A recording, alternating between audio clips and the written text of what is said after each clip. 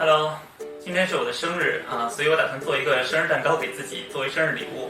那我今天要做的呢是6寸的日式轻乳酪蛋糕，这个是我平常比较喜欢吃，也比较喜欢做的一款啊。但是我之前就是没有拍过视频，所以我希望我第一次拍做蛋糕的视频不会翻车吧。这里先介绍一下所需要的材料，我们需要糖、低筋面粉、轻乳酪、黄油、3颗鸡蛋。这里为了装饰，我准备了一些覆盆子和黑莓，当然这个不是必须的。首先要做的第一步是把蛋清和蛋黄都分开，那这个是我个人非常不喜欢做的一个事情，因为如果你不小心把这个蛋黄打破了，让它粘到蛋清里面的话，等你后面再打发蛋清的时候，你就会发现非常的困难所以我自己在做这个事情的时候都是比较颤颤巍巍的，就是很小心。也不知道大家有没有什么更好的这种分离蛋清和蛋黄的方法呢？可以给我推荐一下。接下来我们找一个干净的锅，在里面倒入一些水，然后加入黄油、轻乳酪，开小火，用低温慢慢的把它们融化在一起。等融化的差不多的时候呢，就可以关火，稍微冷却一下。然后我们可以加入面粉，面粉当然还是过筛比较好，这样的话会避免它结块。但是我自己做呢就没有那么讲究了。然后我们倒入鸡蛋，把所有材料都搅拌在一起，搅拌到差不多看起来很均匀的面糊状就可以了。接下来我们准备打发蛋清，先倒入几滴柠檬汁，这个是为了去腥。如果没有柠檬汁的话，用白醋也可以。现在开始打发蛋清，这一步是非常重要的。打蛋器的话，我会直接开到高档，你也可以先开到中档，然后到后面再推到高档上面去。糖的话，我会分3次缓慢的加入，如果一次性全放进去的话，可能会不太容易打发。打蛋这个步骤说实在的是比较折磨人的，就是需要一点耐心。如果你的家里温度比较高的话，建议开空调，这样的话会让它更容易一点。打到后面，你觉得你这个蛋液已经像奶油一样有点固体的感觉了，你把它拉起来，然后看到上面能立起来，但是又会有一个小尖尖角弯下去，那这个就是一个比较合适的状态了。接下来我们要把蛋清分3次加入到蛋黄液里，每加一次的时候都要搅拌一下。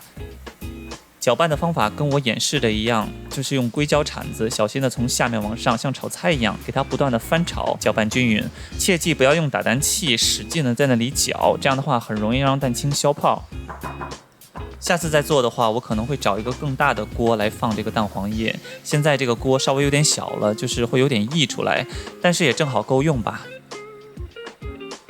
现在我们可以把搅拌好的蛋糕液放到模具里面准备烤制了。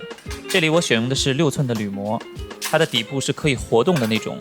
为了方便后面蛋糕的脱模，我提前用烘焙纸照着这个模子的底部剪了一个圆形贴在下面。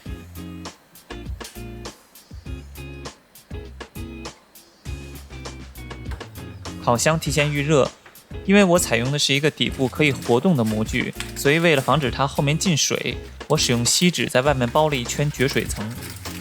接下来是重点，这个轻乳酪蛋糕它实际上是一种半烤半蒸出来的蛋糕，所以这里呢，我们需要向模具所在的这个烤盘里面加入一些热水。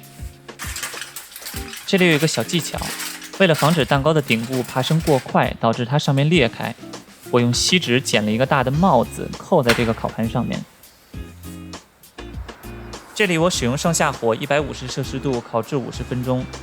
50分钟后，我们可以把烤盘上的帽子取下来，以同样的温度再烤20分钟。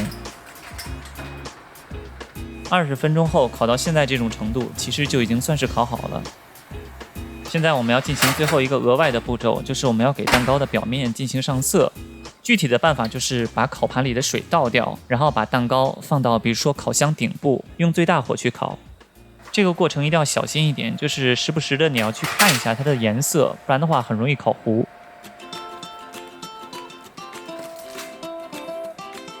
现在这个就是刚出炉的样子，然后我们就可以把它放到外面冷却，然后就可以脱模了。我们首先使用一把小刀，沿着蛋糕模具的壁把它切开一圈，然后用手从活动模具的底层往上拖，把这个蛋糕给它拖出来。在取下蛋糕托盘的时候，一定要非常的小心，因为蛋糕的质地是非常绵软的，我们要尽量避免弄碎它或者是伤到它。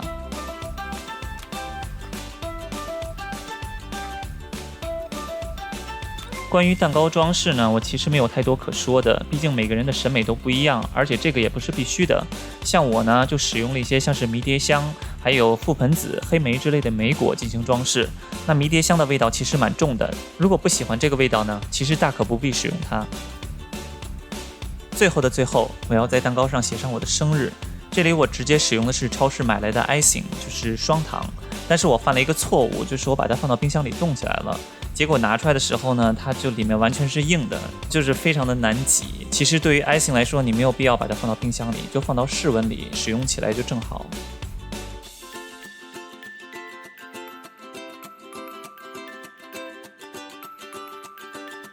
到这里呢，这个蛋糕就算是彻底制作完成了。